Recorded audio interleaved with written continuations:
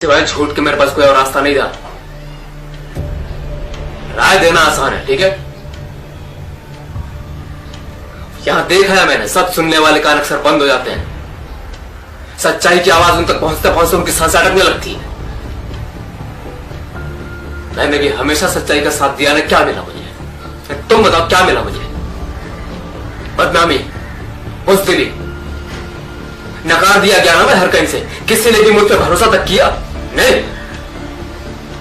यहां लोग मदद करने के बदले उसका हर तरह से फायदा उठाते हैं। सोचते हैं मजबूर गुलामी की जंजीर डाल दो, जैसे चिड़ियाघर का कोई जानवर। हर पल मोम की तरफ पिघलने वाले इंसान को भी पत्थर बनाने में जालिम जमाने ने कोई कसर नहीं छोड़ी है।